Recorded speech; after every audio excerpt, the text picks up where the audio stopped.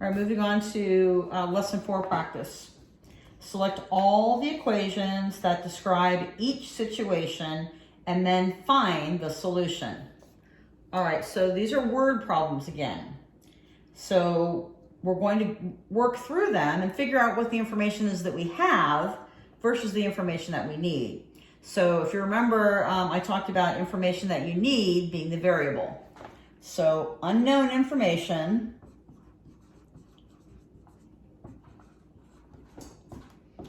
is going to be your variable.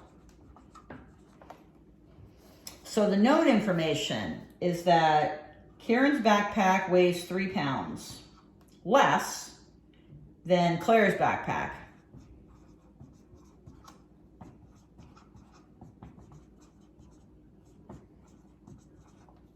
Claire's backpack weighs 14 pounds.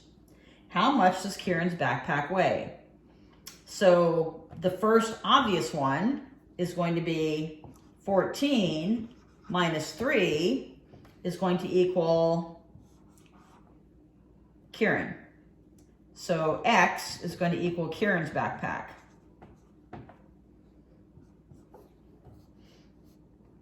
And then we talked about how we can change the sign on this and change this into that sign and this into an equal sign. If I do this, that gives me another equation. So we also know that less than means subtraction. It does not mean multiply or divide.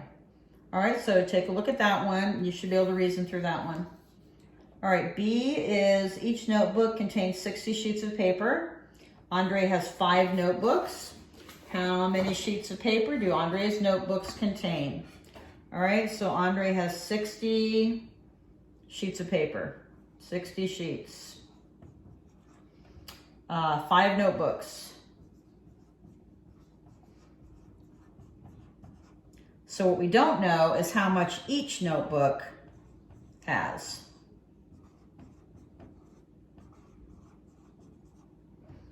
So if I have 60 sheets and I have 5 notebooks, 60, I'm going to split that up evenly. Divided by 5 equals X.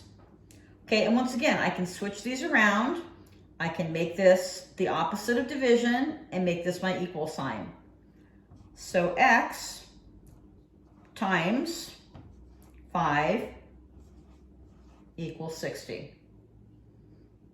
Okay, take a look at that and see which one or which ones work. All right, the next ones are solving equations. Okay, we've talked about a bunch of different ways to solve equations on these videos.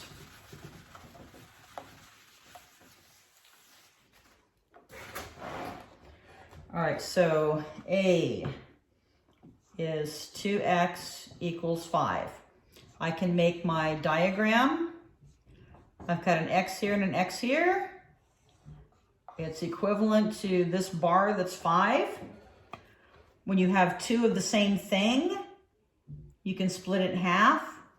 So half of $5 is how much? Okay, 2.5. All right, and then B is y plus 1.8 equals 14.7. All right, this is an opportunity for you to use the opposite operation so that you can isolate those variables and apply the identity property of addition and the identity property of multiplication. Okay, so this is a plus. I'm going to subtract 1.8 because I want y all by himself. That becomes 0. Okay, now he's isolated, just like we are. And then minus 1.8, now I'm going to subtract. When you add and subtract decimals, you always have to line these up. So this 1.8 doesn't go over here. So now in order to take 8 from 7, I have to borrow. 17 minus 8 is 9. And then 3 minus 1 is 2. Bring down your 1. All right, C is 6 equals 1/2 z. If I haven't said it before, I hate z's. They look too much like 2's. All right, so this is multiplication. So when I use multiplication, I'm going to use my opposite. And so in this case, I'm either going to multiply by the reciprocal or I'm going to divide. But whatever I do to this side, I have to do to this side. This time I'm applying the identity property of multiplication. And so I want this to be a 1. So if I do it this way and I divide by 1/2, 1/2 divided by 1/2 gives me 1. I also have to divide by 1/2 over here. So I have z equals 6 divided by 1/2, which is the same thing as 6 times 2/1, which is 6 times 2, which is 12. All right, so D and E you should be able to figure out on your own. Just because they're fractions, don't freak out.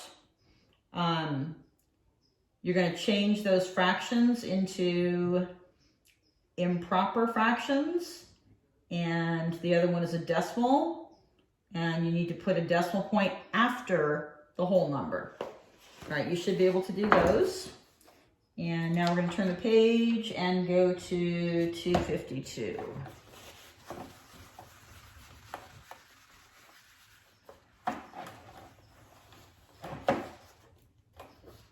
All right, for each equation, draw a tape diagram that represents the equation.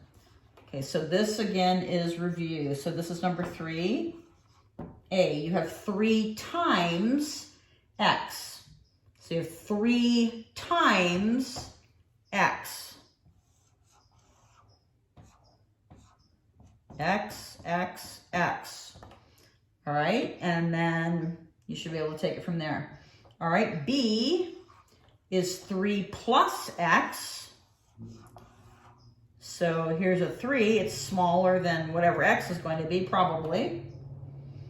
And then the next one is 17 minus 6. And that's going to equal x. All right, so you should be able to do those. The next one is review, which is multiplication. And then the next one is review. It looks like percentages again. All right, you should be able to do those on your own as well. Okay, so next one is going to be 5.